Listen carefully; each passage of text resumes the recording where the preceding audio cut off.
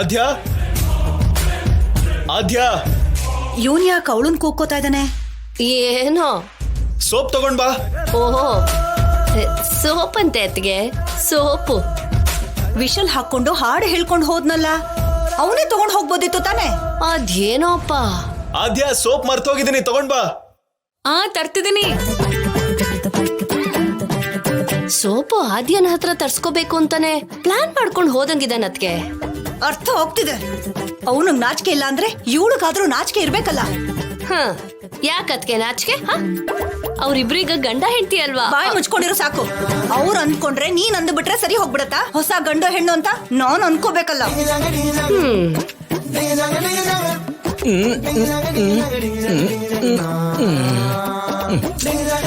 ಪದ್ಮಾ,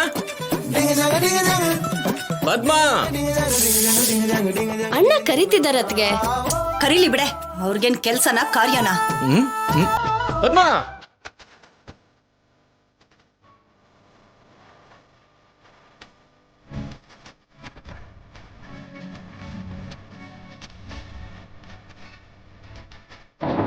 ಸೀನು, ಸೀನು soap.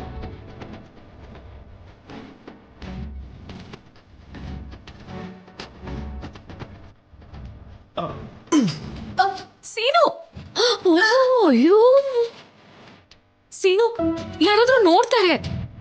ನೋಡಿದ್ರೆ ನೋಡ್ಲಿ, ನಾವು ಗಂಡ ಹೆಂಡ್ತಿನ ತಾನೆ.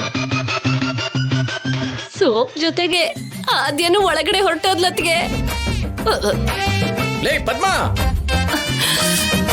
ಬಾರ ಇಲ್ಲಿ. ಬಾ ಅತ್ಗೆ, ಹೋಗಿ ಅತ್ಗೆ, ಇಲ್ಲಾಂದ್ರೆ ಮನೆ ಹಾರ್ ಹೋಗೋ ತರ ಕಿರ್ಚ್ತಾರೆ. ಹೋಗಿ. ಲೇ ಪದ್ಮಾ, ಬಾ ಅನ್ನಲ್ಲೇ.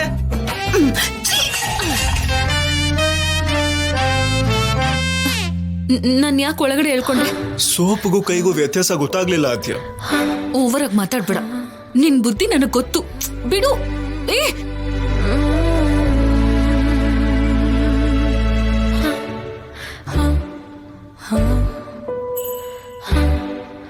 ಆದ್ಯ, ಹೇಗೋ ಬಂದಿದ್ಯಲ್ಲ.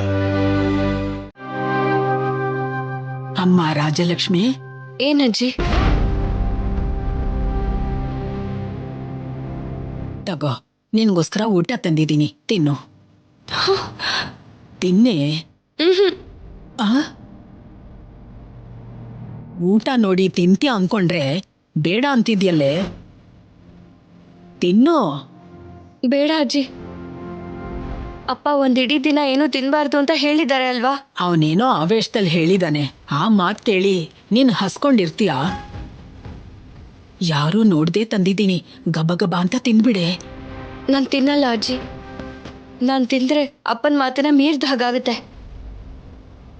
ಅಪ್ಪನಿಗೆ ನೋವು ಕೊಡುವಂಥ ಕೆಲಸನ ನಾನು ಯಾವತ್ತೂ ಮಾಡಲ್ಲ ಅಜ್ಜಿ. ನಾನು ಊಟ ಮಾಡಲ್ಲ, ತಗೊಂಡು ಹೋಗು. ನೀನ್ ತಿಂದಿದ್ಯಾ ಅಂತ ನಿಮ್ಮಪ್ಪಂಗೇನಾದ್ರೂ ಗೊತ್ತಾಗತ್ತಾ? ಅದು ನೀನ್ ತಿಂತಾ ಇರೋದು ನಿಮ್ಮಪ್ಪ ಏನ್ ನೋಡ್ತಿಲ್ವಲ್ಲ, ಅವನ್ ಹೇಗೆ ಗೊತ್ತಾಗತ್ತೆ? ಕಣ್ಗಳಿಗೆ ಗೊತ್ತಾಗದೆ ಇರ್ಬೋದು ಅಜ್ಜಿ, ಆದ್ರೆ ಮನಸ್ಸಾಕ್ಷಿಗೆ ಗೊತ್ತಾಗುತ್ತೆ ಅಲ್ವಾ? ನಾನು ನಮ್ಮಪ್ಪನ ಮಾತನ್ನ ಕೇಳಿಸ್ಕೊಳ್ದೆ ತಪ್ಪು ಮಾಡ್ತಿದ್ದೀನಿ ಅಂತ. ಅದಕ್ಕೆ ನನಗೆ ಬೇಡ, ತಗೊಂಡು ಹೋಗು.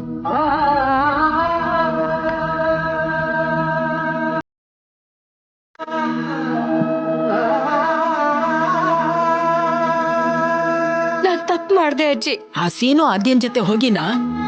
ಕಾಲೇಜಿಗೆ ಹೋಗಿ. ನಾನು ಕಾಲೇಜಿಗೆ ಹೋಗ್ತೀನಿ ಅಂದಾಗ ನೀನು ಸೀರಿಯಸ್ ಆಗಿ ಬೇಡ ಅಂತ ಹೇಳ್ದೆ. ಆಗ ನಾನು ಸುಮ್ಮನೆ ನಿನ್ ಮಾತು ಕೇಳಿ ಕಾಲೇಜ್ಗೆ ಹೋಗದೆ ಇದ್ದಿದ್ರೆ ನನಗೆ ಪರಿಸ್ಥಿತಿ ಬರ್ತಿರ್ಲಿಲ್ಲ.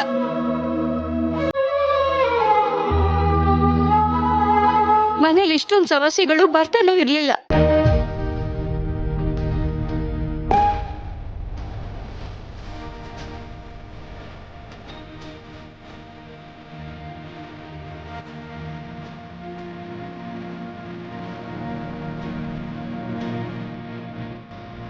ಏನಾಯ್ತು ಆದ್ಯ, ಯಾಕೆ ಹೀಗಿದ್ಯಾ? ಯಾವಾಗ್ಲೂ ಏನಾಗುತ್ತೋ ಅದೇ, ಈಗ್ಲೂ ಅದೇ ಆಗಿದೆ. ನಾವ್ ಒಳ್ಳೇದ್ ಮಾಡ್ಬೇಕು ಅನ್ಕೊಂಡ್ರು ಆ ಒಳ್ಳೇದಾಗ್ದೇನೆ ಎಲ್ಲರ ಮನ್ಸಿಗೂ ನೋವಾಗ್ತಿದೆ. ಇವಾಗ ಏನಾಯ್ತು ಆದ್ಯ?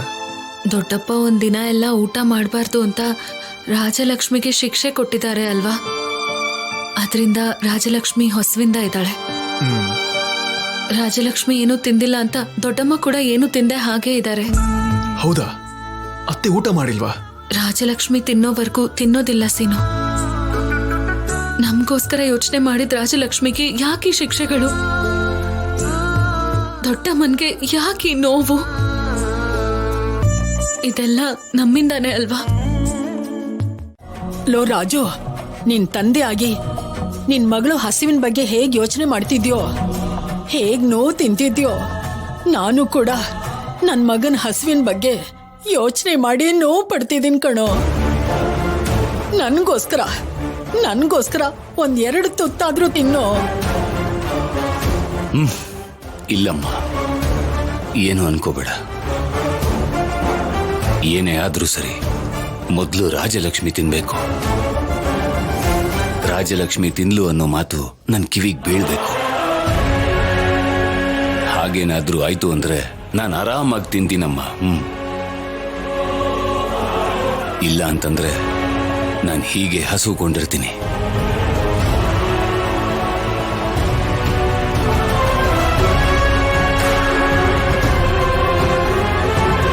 ನನಗ್ ಶಿಕ್ಷೆ ಕೊಟ್ಟು ಅಪ್ಪ ಹಸ್ಕೊಂಡಿದ್ದು ಒದ್ದಾಡ್ತಾ ಇದ್ದಾರೆ.